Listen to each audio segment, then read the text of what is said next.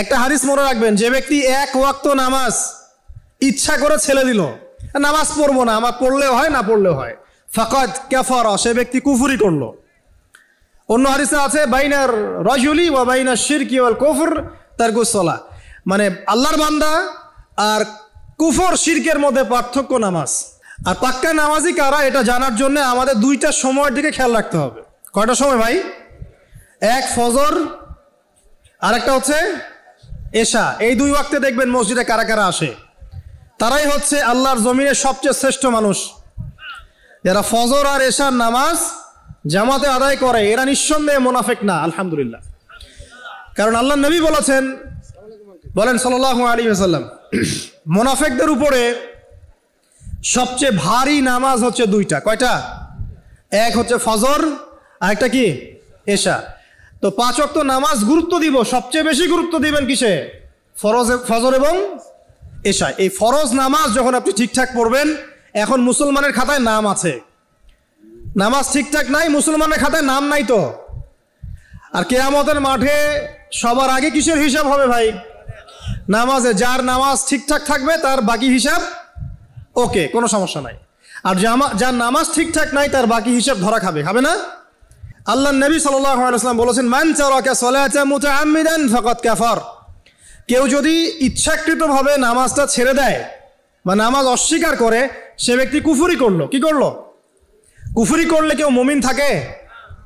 আচ্ছা, এখন দেখেন পরিস্থিতি, দেখেন মুসলিমদের মধ্য থেকে ব্যক্তি জীবন থেকে নামাজ কিন্তু চলে যাচ্ছে, বেশিরভাগ মানুষ নামাজ পড়ছে না। অতএব প্রথম মেহনত হওয়া কিসের উচিত? নামাজের। আজকে থেকে নামাজ ছাড়বো ইনশাআল্লাহ।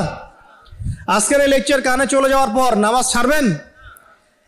একজন ব্যক্তি মনে করেন অনেক দান সৎকা করেছে, হজ উমরা করেছে, ইত্যাদি ইত্যাদি, নামাজ নাই, কি হবে? ধরা খাবে না? ব্যক্তি জীবনে আমরা সবাই মুসলিম না ভাই? তো মুসলিমদের মধ্যে 100% মুসলিম নামাজি হবে, এটাই স্বাভাবিক না? মুসলিমরা নামাজ পড়বে না এমন হতে পারে? আর আমরা তো খুব বড় গলায় বলি 90% মুসলিমের দেশ, তাই না?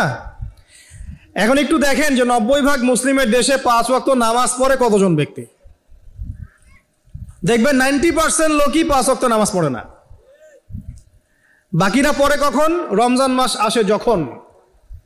রমজান মাস আসে যখন পাক্কা মুসল্লি হয় তখন। রমজান মাস শেষ, নামাজের দরজাও বন্ধ। রমজান মাসের জন্যই কি নামাজ ফরজ? মুসলিমরা এখন ব্যক্তি জীবন থেকে নামাজটা বিদায় নিচ্ছে। তাহলে আমাদের প্রথম মেহনত কিসে করা দরকার? নামাজে। সবার আগে মেহনত করা দরকার, জনগণকে নামাজি বানাতে হবে। পারবেন না ইনশাল্লাহ?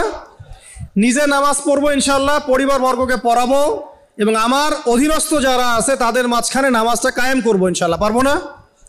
যদি আপনার সন্তান খুব আদরের কলিজার টুকরা হয়, নামাজ কালাম না পড়ে, ওকে মহব্বত করবেন, ওকে বুঝানোর চেষ্টা করবেন, ছোটবেলা থেকে নামাজের ট্রেনিং দিবেন।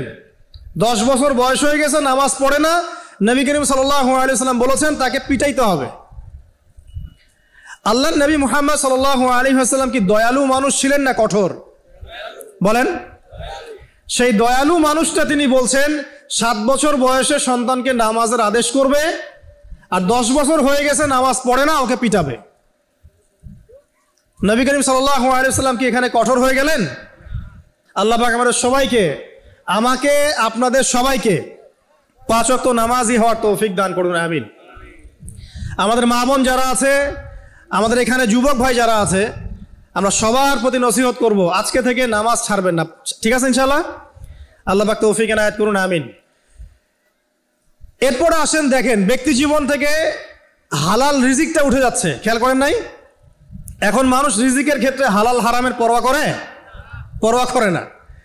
যেই দিক থেকে টাকা আসুক, হারাম হোক আর হালাল হোক, এখানে সুদ থাক আর ঘুষ থাক আর জেনা থাক আর আপনার দুর্নীতি থাক, কি থাক, মানুষ চিন্তা করে যে পেটটা বাঁচলেই বাপের নাম, তাই না? যেভাবে হোক রিজিক আসলেই হইল।